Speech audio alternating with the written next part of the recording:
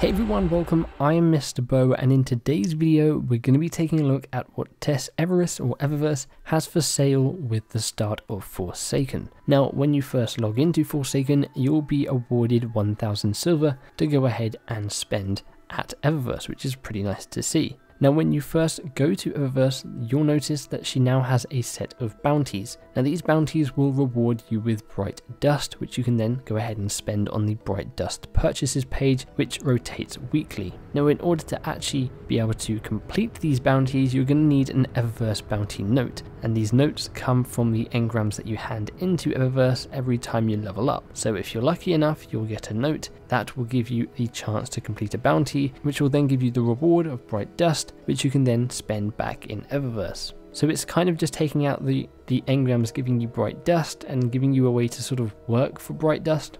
Anyway, let's take a look at the new stuff in these engrams. These are the Steadfast engrams this time around. Firstly, let's take a look at the armor set. Now, I'm only going to be able to show you the Warlock stuff here because I don't have a Titan or a Hunter, but the Warlock stuff does look very, very cool. We have the Dragonfly Regalia set here. Firstly, we have the gauntlets, which I think look pretty cool. We then have the helmet, which I think looks really cool. I'm definitely going to be trying to get that piece. The chest piece again is another favorite of mine here. I really like the design of this stuff. It's pretty unique compared to some of the stuff we've had in Eververse before. We then have the Warlock armband as well, which isn't anything too special. And then of course you do have the armor set for the Hunter and the Titan as well. So moving on from the armor set, let's take a look at the brand new ornaments, because we've got a whole lot of new exotic ornaments.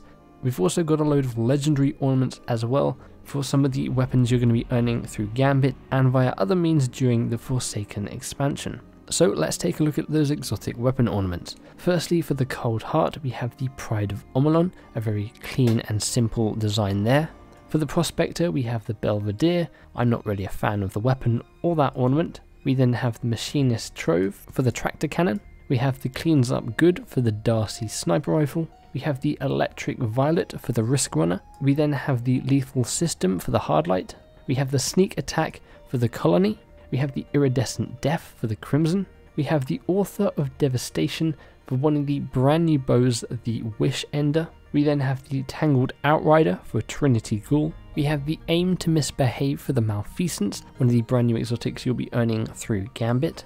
We have an ornament for returning exotic from Destiny 1, and that is the Chaperone, and this is the Guardian Angel ornament. Now, there's also a lot of ornaments for a lot of legendary weapons as well, so instead of going through all of them, I'm just going to show them on screen and let you take a look at them for yourself. Again, most of these you will be earning through Gambit. There's also an ornament for the Vestian Dynasty, a returning weapon from Destiny 1 as well, a sidearm. But I do like the fact that they are adding legendary ornaments to legendary weapons, giving you the chance to customize maybe some of your favorite weapons that aren't exotics. So that is a really nice thing to see, and hopefully they do a lot more of this in the future, because I would like to see some other ornaments on some legendary weapons, and hopefully they do this a lot more to some of the legendary armor as well. We then have the exotic armor ornaments. Firstly, for the Warlock, we have the Afraid of the Dark for the Nezarec Sin, a really nice exotic ornament there. In fact, I really like that. We then have the Transcendent Geometry for the Vesper of Radius. Now, I really like this exotic ornament. The only problem is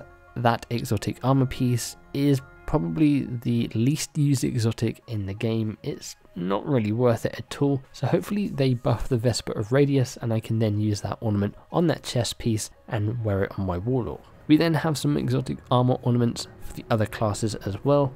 We have the Victorian Silverhawk for the Celestial Nighthawk. We have the Turbo Kickers for the Stompies. We have the Electronic Mind Cage for the Skullfort. And we have the Nephrite Paragon for the Eternal Warrior. And those are the brand new ornaments that you can go ahead and get. Moving on, we can then take a look at the Ghost Shells. Now, some of the exotic Ghost Shells here are definitely exotic and definitely change the look of ghosts in a drastic way. So the first exotic Ghost Shell we have is the Peerless Precision. Sort of that traditional round shell that we've been seeing a lot, but with a different style to it. We then have the S.H.A.N.K shell, which makes it kind of look like a fallen shank, kind of like that one. We then have the Tyrant shell, which drastically changes the look of the ghost, kind of makes it almost like a Seaver kind of ghost. We then have the Sanctified Vigilance shell, which takes the traditional ghost shell look and spruces it up a little bit. And then we've got a load of legendary ghost shells, and I'm not going to show you every single ghost shell, I'm just going to show you the different geometries, because obviously you'll have the same geometry of a ghost shell but with a lot of different patterns on it. So I'm just going to be showing you the main changes to the ghost shell geometry here. We then have the emotes as well. We have the first exotic one here, which is All Mine. We then have the red card emote, which I'm sure a lot of people will be using in Crucible and maybe even the raid. We have the poultry petting, which I'm sure fans of Cade 6 will be anxious to get their hands on. We have All Alone, which Bungie has teased before. We have a sad trombone, which unfortunately doesn't have any sound to it, but is a pretty sad emote. We then have Unbridled Enthusiasm, which is basically the Destiny developer, and I'm not sure his name now, which always does the sound effects of the supers in the Vidocs. That's an emote for him. We then have the legendary and rare emotes, which I'll just flash up on screen for you to take a look at, and I'll be back once they are done.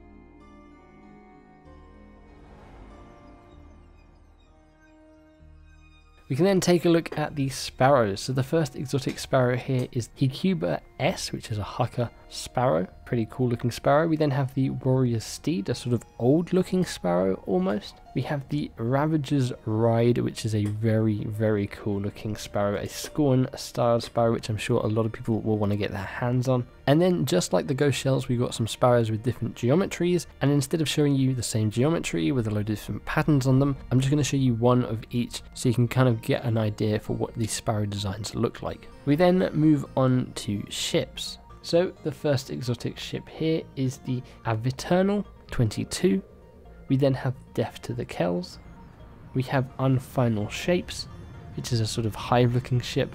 And then we have the Tall Tale, which I think is my favourite out of those exotic ships. And again, like the sparrows and the ghost shells, these are the geometries of the ships. Obviously they come with different patterns on them, but you get an idea for what you can get at Eververse. And then the final few things we have are shaders. We have the Smashing Success shader. We have the Melchizedek Bramble shader. I'm butchering that name there. We have the Safety First. We have the Flavor Core. We have Metropolitan Acoustics. Celestial Dome. And 44 Steel. Finally, for the mods, we have a load of brand new projections. For your ghost shell, these will project out, I assume, the image, or maybe it'll even be on sort of the eye of the ghost, but there's a lot of them here to collect. And then we have some brand new transmat effects as well. We have Corrupt Ether. We have REEF AWOKEN.